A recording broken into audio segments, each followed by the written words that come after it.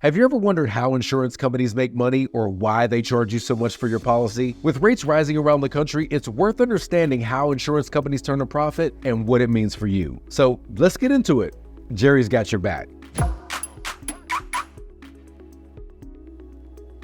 On the most basic level, insurance companies operate by taking on a risk. When you own and drive a car, you have a certain amount of risk. The risk of an accident, the risk of having to replace your car if it's totaled or stolen, or the risk of being responsible for someone else's medical bills if you cause a crash. That risk can total hundreds of thousands of dollars, so most drivers can't afford to carry it themselves.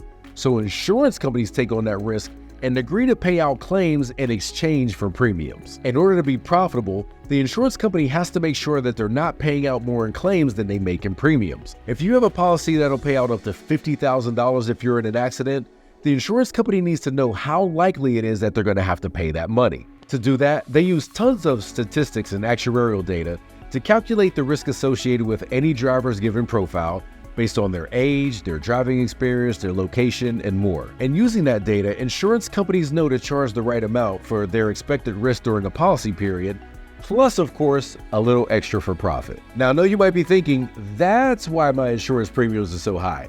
The insurance company wants to make a profit off me, so they're charging way more than the actual risk that I'll be in an accident. But that's not quite true. The insurance industry is highly regulated to prevent exactly that from happening. The 1945 McCarran-Ferguson Act gave individual states the power to regulate insurance companies to prevent them from charging exorbitant fees just to make a profit.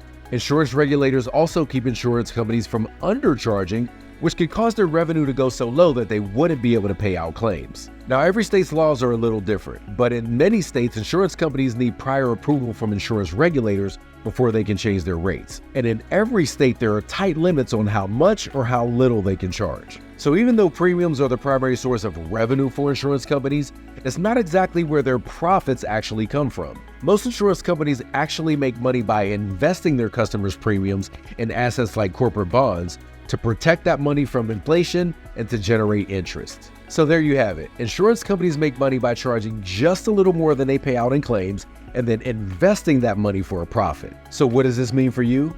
Well, the best way to find an insurance company that won't overcharge you for the sake of a buck is to find a company whose risk calculations fit with your profile. See, every single insurance company is basically gambling when they set premiums that they've made the right calculations about the amount of risk they expect to take on.